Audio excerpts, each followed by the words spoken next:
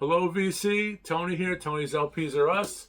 Welcome to my channel. Hope everyone's doing well. We're in Studio E. Elvis Light is lit. We have Elvis. Elvis is trying out one of his Halloween masks this month. A couple more weeks we have Halloween. But as a special Halloween guest for this month, we have Big John from New York City. John brought over a lot of quad records that we're going to talk about. I have some quad records, basically quad records that John gave me. So we're going to talk about quad. We're going to talk about the history of quad. And please wait till the end because we're going to show some amazing quad records. And we're going to talk about the different systems of quad. Each label had a specific title for their quad records. They called it, they try to distinguish themselves from each other by calling it different types of quad. We're going to go over that.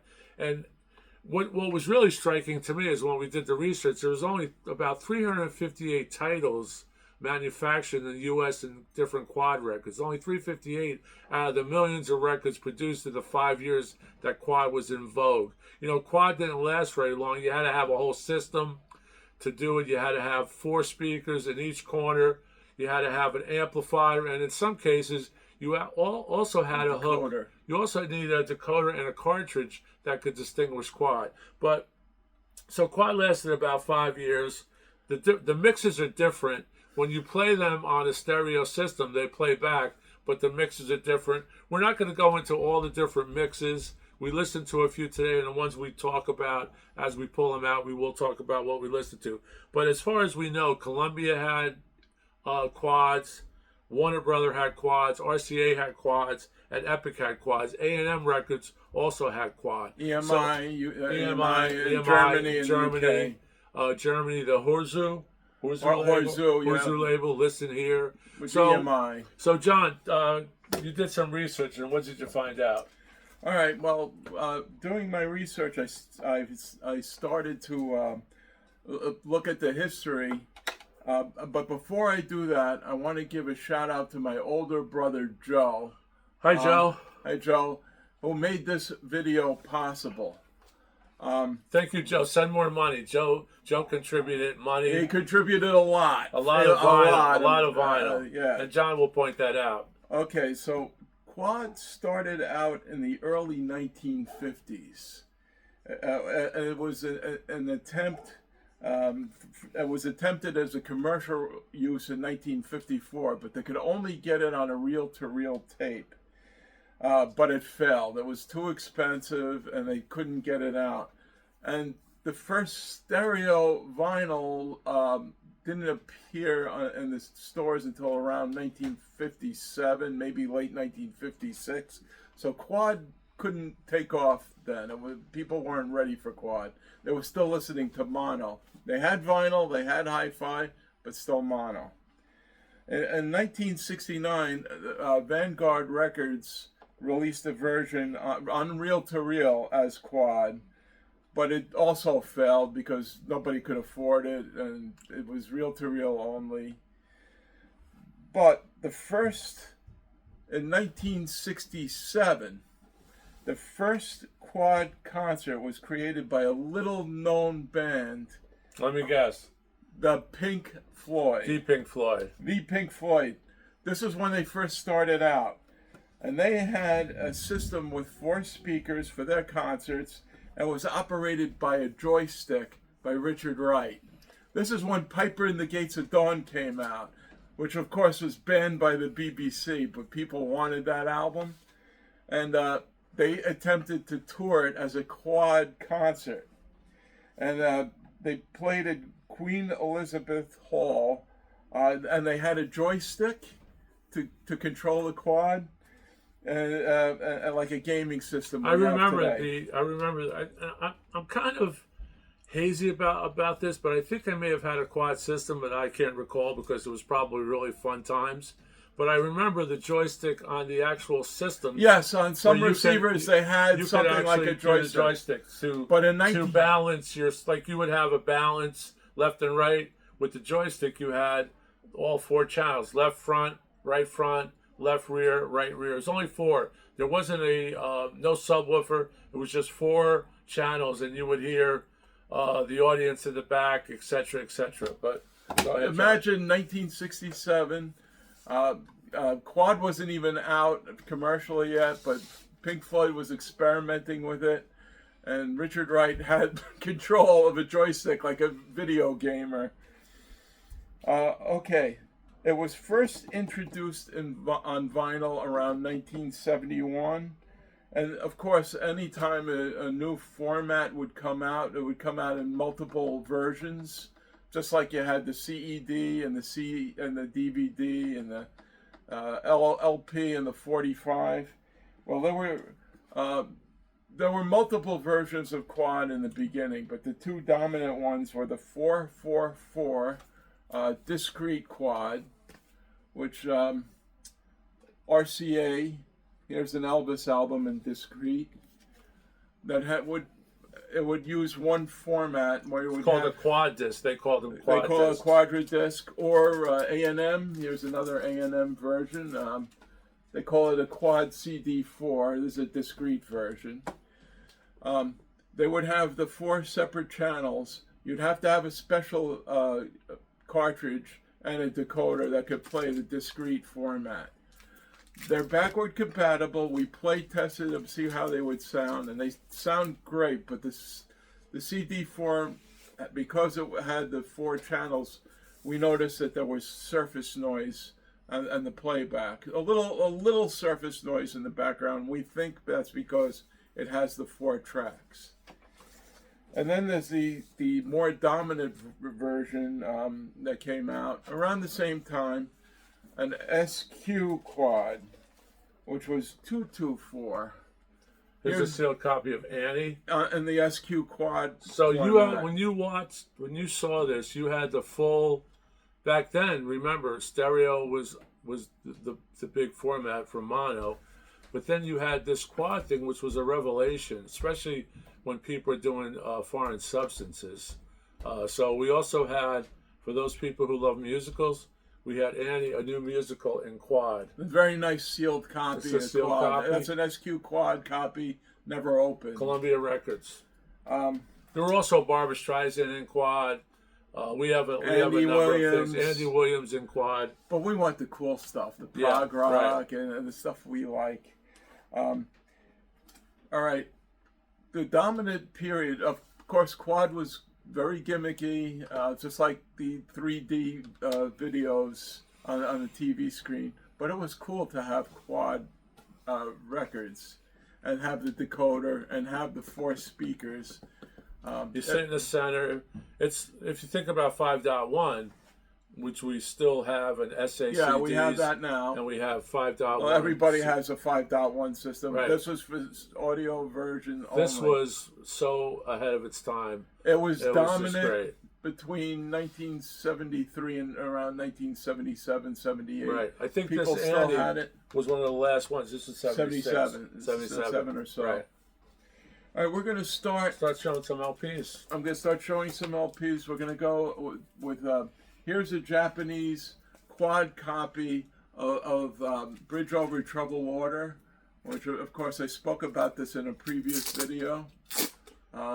This is called SX74 sound. SX. Oh, okay. Yeah, that's an SQ quad. That's SQ quad. That's the 242 format. And they did a wonderful gatefold on this. The original isn't a gatefold, is it? No. I don't think it's a gatefold. I don't know, but you do have an original SQ quad US. This one's nice. It's in Japanese. Of course, I got this from Vinyl Garage Japan, which I mentioned in an earlier video. I picked up a few of those. And on the theme of Paul Simon, here's Paul Simon. This, I wish I had a copy of this. This is, of course, I have a Japanese pressing of this, but it's not in quad. But this one is one of my favorite albums of all time.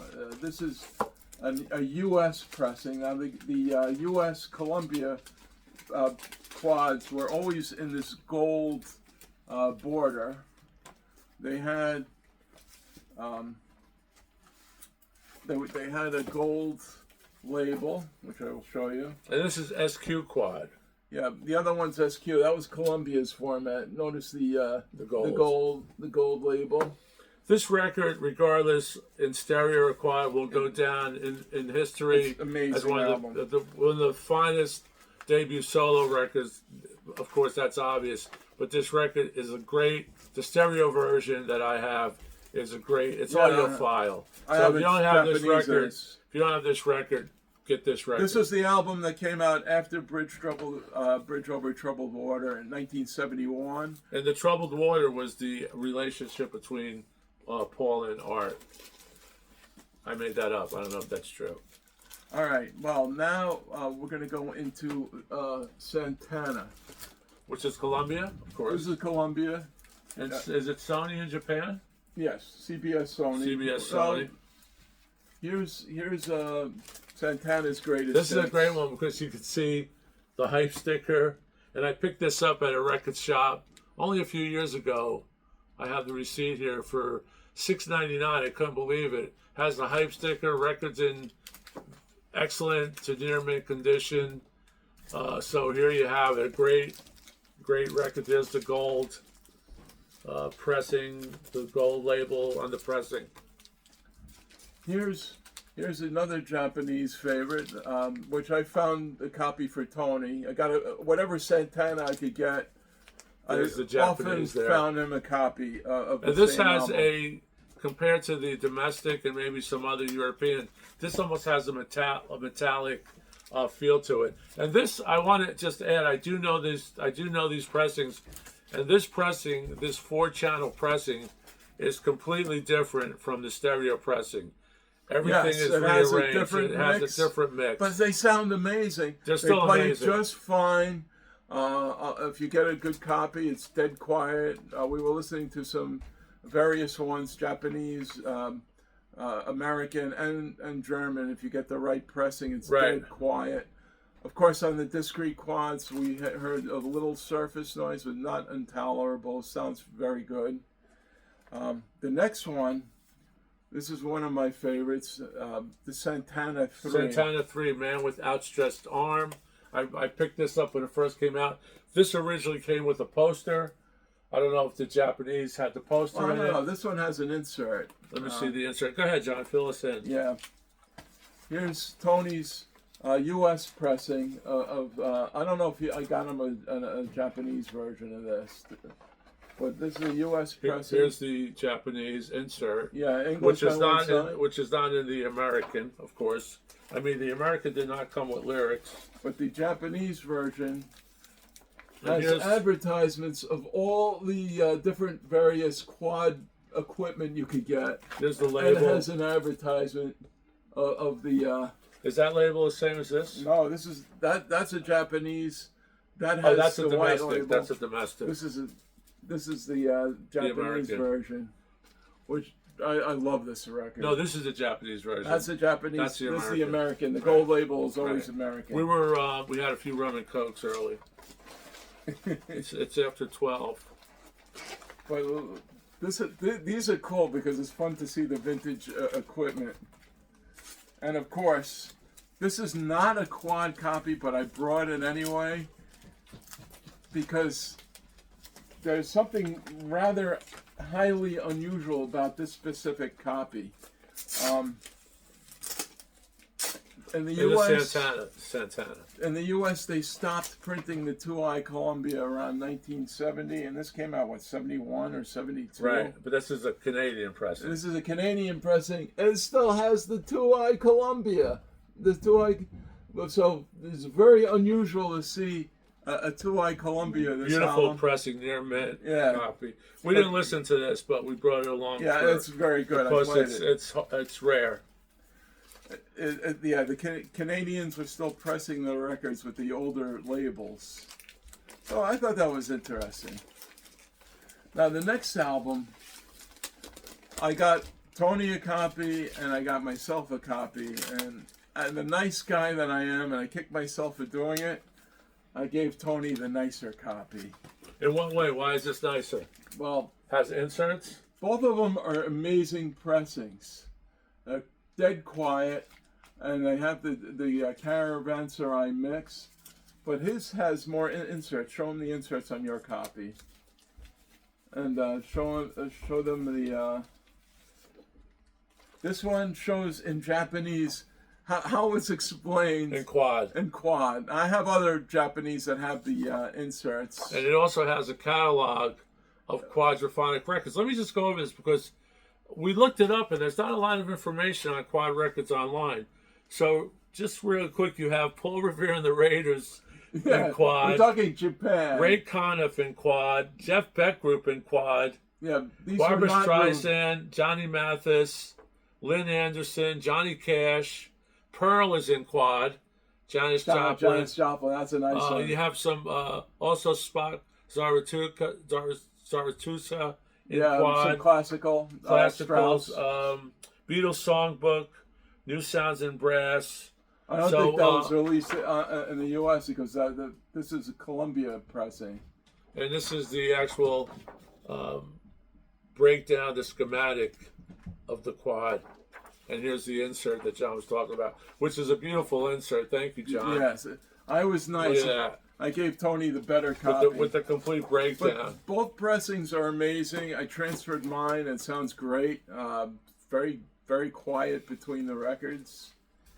Now this is you also have some RCA's. What'd you say, Servistic Pillow? Yes, I have. I think it was Volunteers. My brother gave Volunteers. Me. And Doors. Greatest Hits. I forgot to bring them. Yeah. But I have same cover as the Doors domestic Greatest Hits. There's one. I think it's a white cover with red lettering. Yes, but it's a quad copy. Right. And it has the quad inner sleeve. But here's one that's to know. We play tested this. This sounded great.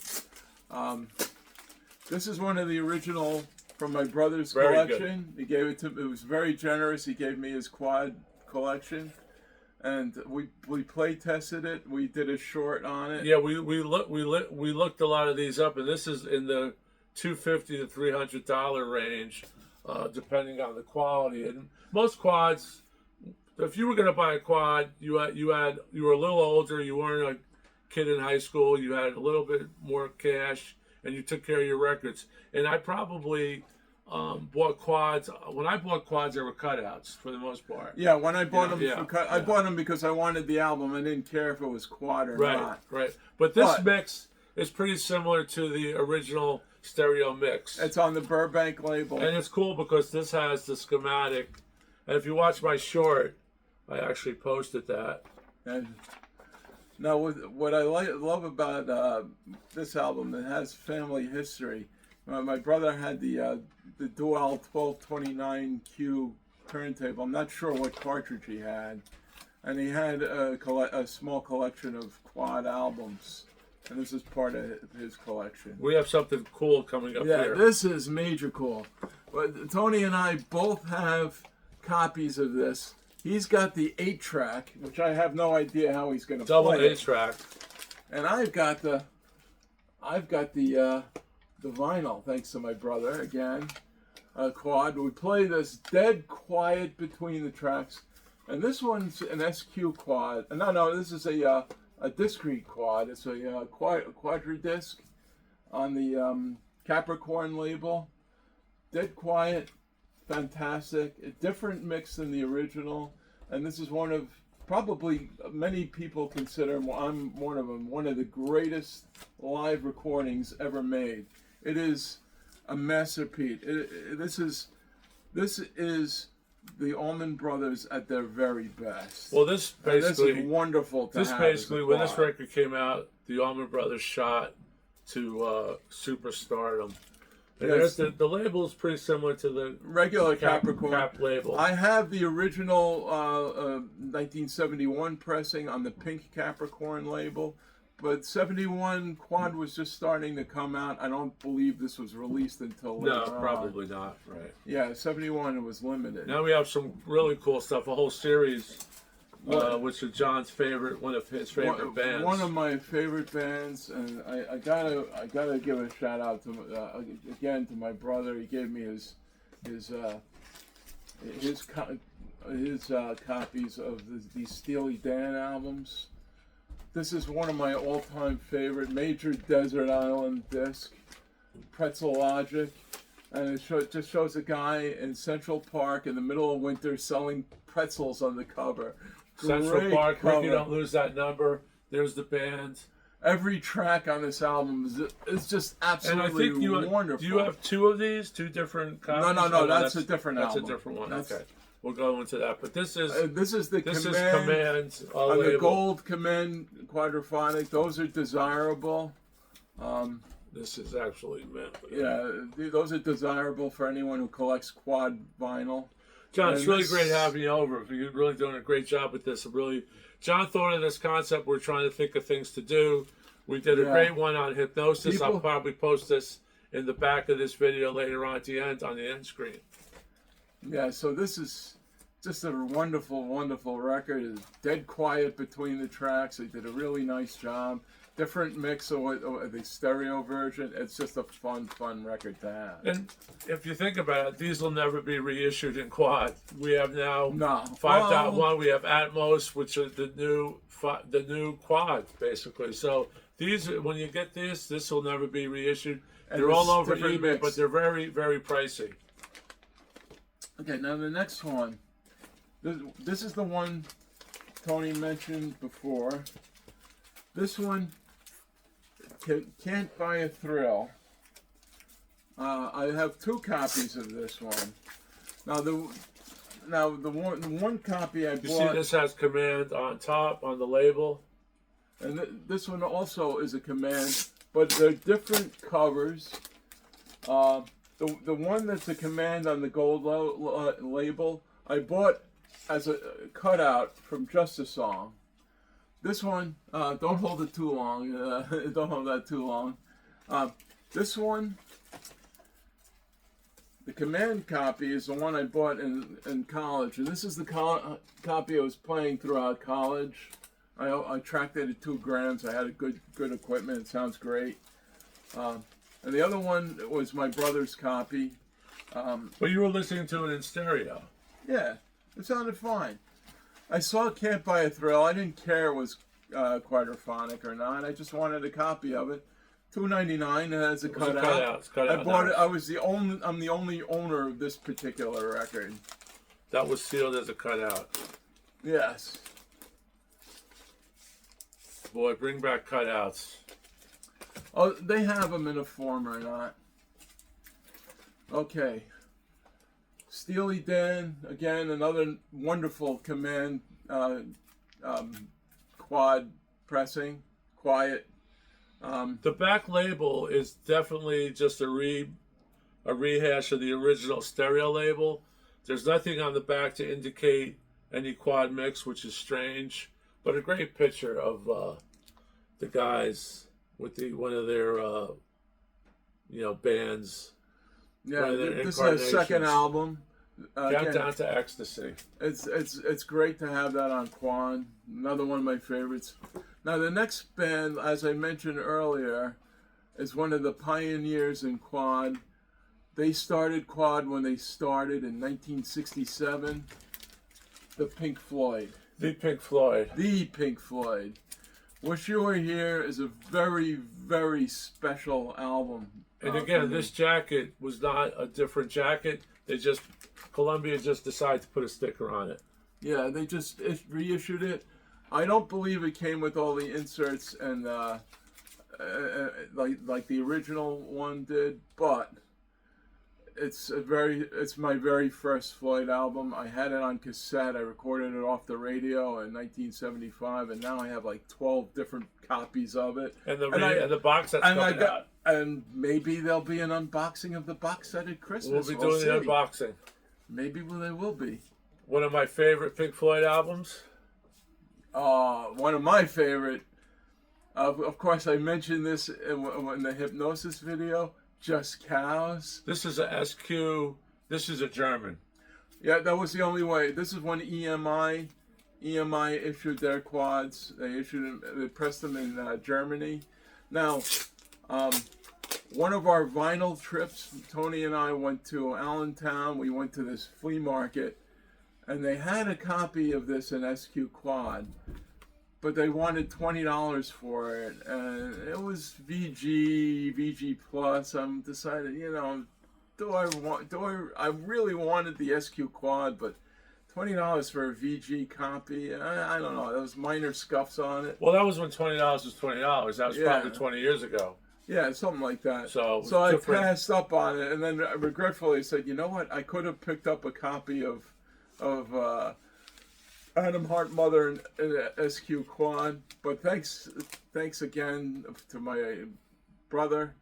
I have one, and we played it dead quiet. Dead quiet. Dead quiet between the tracks. Thank you, Joe. We were listening to Alan's Psychedelic Breakfast, and the only crackles and pops were the ones that were his bacon frying in the song, in the track. They actually mentioned Alan on that. That's Alan Parsons. Alan Parsons.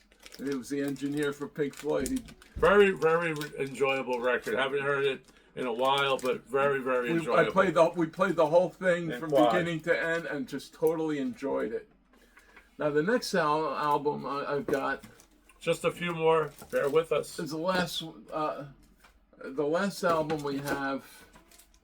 I have two copies. I'm not sure why. Different jackets.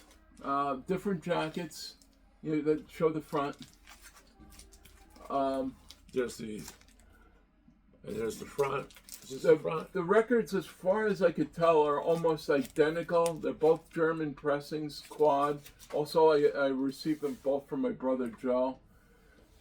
This one here says Quadraphonic, which is German for quadraphonic. The other one is just a regular, also German pressing, SQ Quad. I looked up Adam Hart Mother, which is the one we showed, which is on the Harvest label.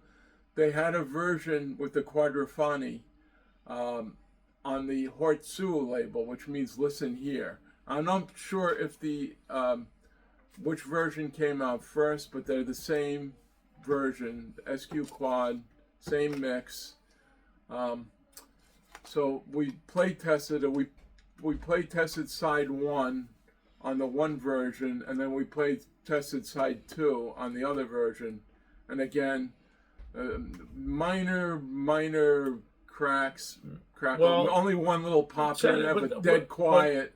Well, these records probably, if we cleaned them, we just I cleaned them all. I cleaned them all. But Money, and they were played on a sounded very 1229 similar Q. to the stereo when we heard Money. Yeah, it did. It did, but it sounded great, and it's a wonderful pressing, wonderful recording. It's fun to have the quad version. Of course, I have multiple versions of it. Big Pink Floyd guy here. I love my Turned me on to Floyd. a lot of Floyd. We saw Floyd together in '94. We actually have a CD of it. A CD of the actual concert. They did professionally- all of Dark Side of the A Moon live. European release. Well, John, thanks a lot. Okay. Great job. We hope you like this. Please remember to sub and subscribe to the channel. We always appreciate that. Like if you like it. And if you have any comments, let us know what quads you have. And did you have a quad amplifier and maybe a quad cartridge? Because some of them recommended the quad cartridge. Yeah, remember there were multiple formats. There were 4 formats. Yeah, the two dominant were discrete and SQ. You know, and if you go back, there was in 78s, the time of 78s, Edison had a format. It was 80 RPM. 80 RPM. But 78 took over, more product, probably less cost. Then in early 1950, actually started in 1930s, it pressed on vinyl, but it didn't come out until the 1950s. There were 2 formats of vinyl. There was a 45, which was for singles, but RCA released the albums like they used to do with the 78s. They would put them in a box, and if you wanted an opera, you'd have like 20 45s. Then Columbia released the 33 1/3. If you wanted an opera, it was only 3 LPs, but there were 10-inch in the beginning, and then they expanded to 12-inch. Then again, with the CDs, there were 2 formats of the CDs. They picked the one format that was 74 minutes long because they wanted to fit Beethoven's Fifth Symphony on one CD. And then again with the laser disc, they had the CED and you had the laser disc. Right. Then you had the VHS and you had the Betamax and so on and so forth. The format wars. You had There was 8-track. always a format war. The DVD, you had DivX. Now you have Blu-ray. Now you have 4K. Same thing with this. You have, So just keep on rocking. We really appreciate it, John. Thanks again. yeah. Have a safe trip back to the city. We'll talk to you soon. Ciao.